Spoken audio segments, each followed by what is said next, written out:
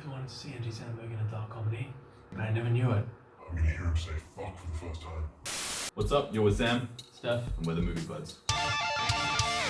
Hey bud, how's it going? if you're new to our show, welcome and take a seat. If you're a returning subscriber, hey Sharon. How are the kids? Today we're going to be having a look at a recent film called Palm Springs, which stars Andy Samberg, Cristin, Milioti, and J.K. Simmons. It's about two characters who meet up at a wedding and happen by chance to get stuck in a time loop, Groundhog Day style. And it's basically just about them really learning, I think, about themselves and each other along the way. It's a journey. Full of pain and suffering. Dude, that makes it sound so dark.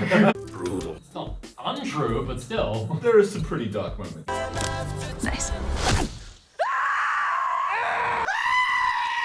It's a romantic comedy, but it's kind of a black comedy at the same time, because some of the parts are seriously dark. Yeah, most of it is relatively lighthearted and fun, but there are some deeper moments and some darker moments. Yeah. And we definitely enjoyed this, so if you haven't seen it yet, I would say go watch it. Absolutely. Absolutely keen on it. Absolutely. One of my favorite parts I liked about it is how this to me seemed like Andy Samberg being allowed to really just cut loose. Yeah, I kind of feel like that as well. Realistically, not just Andy, but the Lonely Island as a whole, it's kind of like they're at a point where they're successful enough they can do what they want, and the last few things they've done, including this, I've loved. All the other stuff has also still been very lighthearted, almost the whole way through. All of the other stuff has been direct comedy. Whereas But this this has some more serious, emotional things too. Yeah, it deals with heavy concepts like independence, self-improvement, codependence, actual nature of love and relationships in a really serious but still funny kind of way. They just give you sort of this is what it's all about for us kind of feel. Their spin. Their take. And they don't force the characters to end on the exact same note. They fall in love, but the way that they define their love for each other is slightly different, but still compatible. It's way more accurate to real life. I definitely would agree about the realism of this movie. The way the characters interacted with each other made a lot of sense given the context of each character's story arc. I also just found it super awesome when they have those scenes in movies where the character has done something multiple times before when they get to fuck around. And I just think they took full advantage of that. And They know I loved it. everything that's going to happen. I love that bit where Andy Samberg is predicting what his girlfriend is going to say. Oh yeah, and they're saying the exact same thing at And the he's same time. freaking her out. Are you fucking cheating on me? What? This isn't funny. Okay, stop. I'm serious. Stop copying me. Stop pretending like you know everything! Okay, I'm gonna go. Wait, what? How many times did you do this? Many, many times. And that's the thing. It makes you laugh because it thinks, oh my god, how many times did you do this? Oh my god, how many times did you do this? Yeah, you actually take a second to stop and think about this and you're like, he's been in here a long time. I like the stages of grief and acceptance that they had Cristin Milioti's character go through. Yeah. She gets pulled into the time loop by accident. So you see her dealing with the reality that if you go to sleep or die, the day just starts again. No matter There what is you do. no escape. Yeah. Which is so messed up because yeah, you see her commit suicide, you see her try and get out, you drive away, cry, scream, and then she just falls into a pattern. Sooner or later, you give in to that resignation. And then, luckily for her, there's a turning point. Yeah, she got stuck in there with someone she actually liked. Moving on from the two main character story arc, my favorite thing, honestly, was Niles and Roy. Them meeting up for the first time that was and so partying together was the best thing ever. We are the shit. We are the You're alive.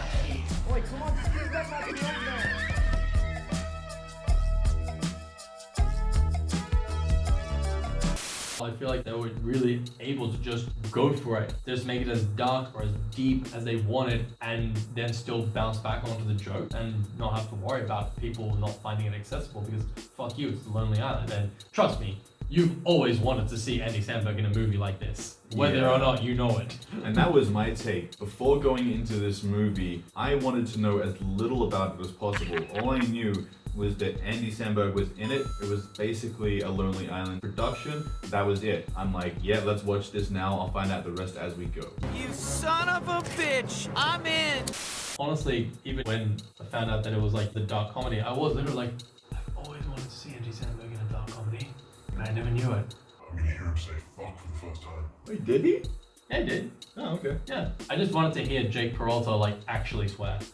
This B needs a C in her A. Oh my god. This babe needs a coconut in her arms. Oh, I thought you were saying this needs a Oh my god!